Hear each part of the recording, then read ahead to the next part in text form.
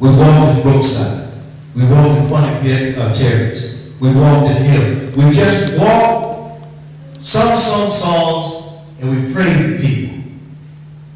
Some up and down walking, you know, we were singing a song, what a mighty God is, up College Street, praise the Lord, blessing the Lord, hallelujah.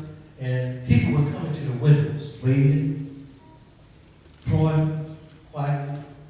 You know, the older, mature generation was happy. And then on the phone saying, the church is out there. What's going on? They said, the church is out there. The church is out there. One young girl ran out of her house and was at the corner. And she said, sir, people, sir, she said, pastors, could you pray for me? Now, Apostle and a few others, this was back then, they said, could you pray for me?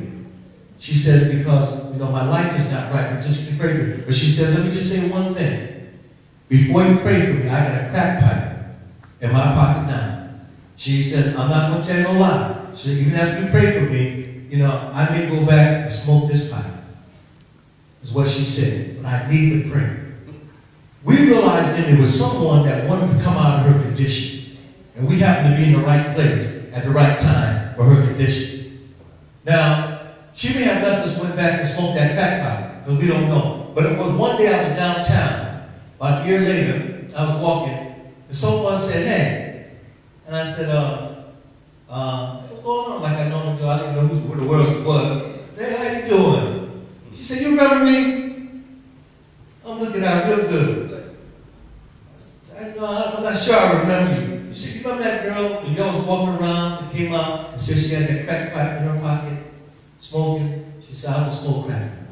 I'm in the house of God. Right now, the church is at a pivotal stage where right now we must go. We can no longer sit in the buildings and feel that this is the word. We get fed here, the pastor feeds us, then we go. And if we got a little fear about what's going to happen to us, you'd be surprised at how many times when we go out the street, those kids either embrace us or they run from us. But they're not going to do nothing to the church. You know why? Because they have more respect for the church than some people sometimes sitting in the church. One thing they know about family, they know about support, believe it or not, and they know about God. And they reverence God. They may be doing wrong, but they reverence the church. But they're just waiting for somebody to come and embrace them with the love of God.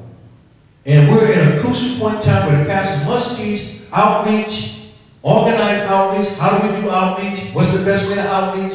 And I'm telling you, it's simple. Just go say, pastor, just say, come meet me on the corner of Whalen and say, Winfield. I want all my church people.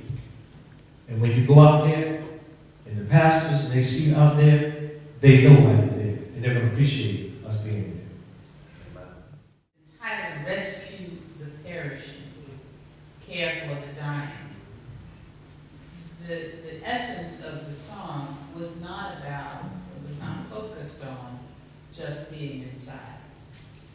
It was, as has already been pointed out, a kind of an outreach into the community. And that outreach can take on a number of different dimensions.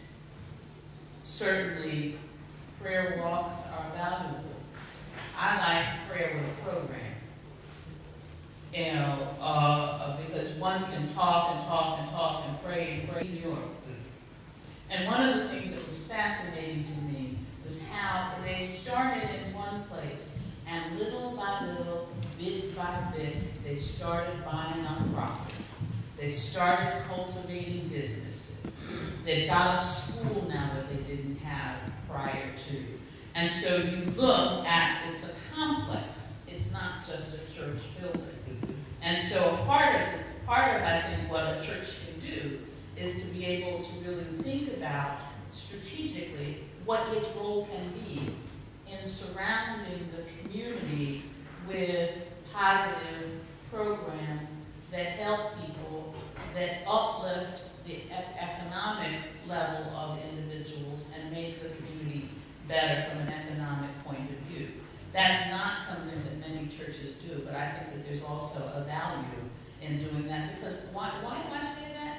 Because it's my thought that the church has within its its grasp, within its reach, principles, godly principles on which to operate. And we can take those principles outside and market them, and to do the kind of work that's necessary to be able to make, not just here in this building, and not just people's hearts and minds outside and inside, but really the rocks around the church that can spread, and the health and the positive feelings about the community can be there. And folks can say this community, this is a place where I want to be because they're about something.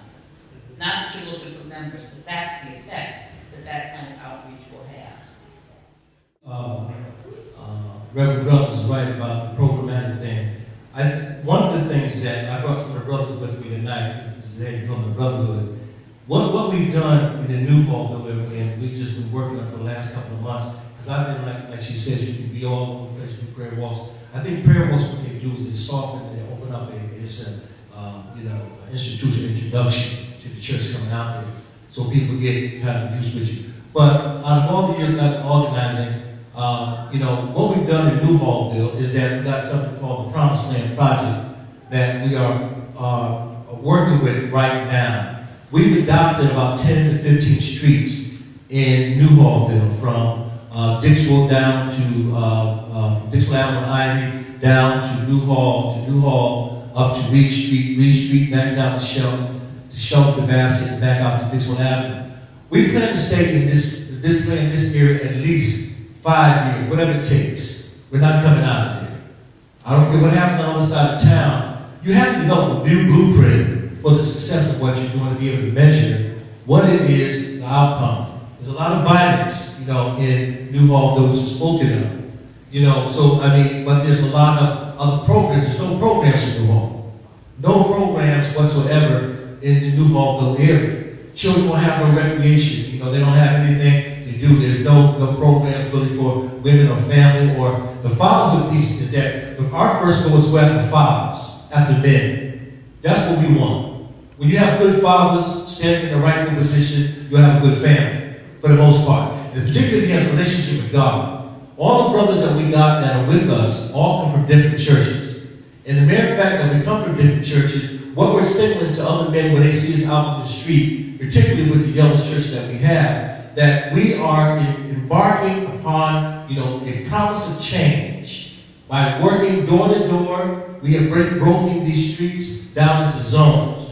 We will work these zones. Every brother has a coordinated position. Every house, every door shall be knocked upon. We will survey, ask for every need, and then we will collaborate with things that we aren't able to do. We will collaborate with other organizations that have the ability to do what we don't have to do. Around the policy making, we too often don't really know what we're talking about. So I want to bring to what I do a different level of understanding of it, because we get up and we do, especially as Black politicians, we do a good job of being passionate. But if somebody asks us a simple question like, so why is it important? We can't answer that question. And that's bad advocacy. So what I try to do is combine it. Because Black folks have a good connection with the rhetorical, but we just don't understand the roots of the problems and what's going on. For instance, I think you may have seen over and over a number of years, people talking about poverty in America. How many comparative studies do you think have been done between Black and white communities? Not very many. You know why? Because you can't find white communities of the size with the continuous generational poverty that you have in Black communities. We don't know that. And so when people step up and say, what about Appalachia? We go, oh my God, they got it. We need to be able to refute some of this stuff that just makes absolutely no sense. And so what I do is I spend time learning about the issue, not just talking about the issue.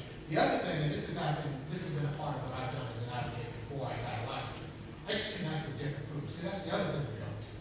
We connect with our own group, we got our little thing, and we have a silo basically, which is just the way government works. And you're never going to change things when you don't interact with people. So I've worked with Mr. Morris, Reverend Grubbs, and just about everybody else. I'm actually been castigated for going all over the city. As if this city is more than 5 square miles. It doesn't make sense. We need to change our approach. And that's why I often talk about what you do, because you don't have to be in New Hallville and all. I like that you're focusing on New Hallville,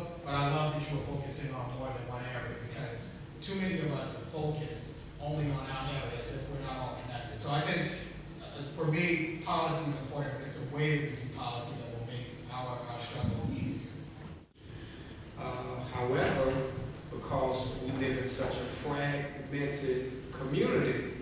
None of these groups come together.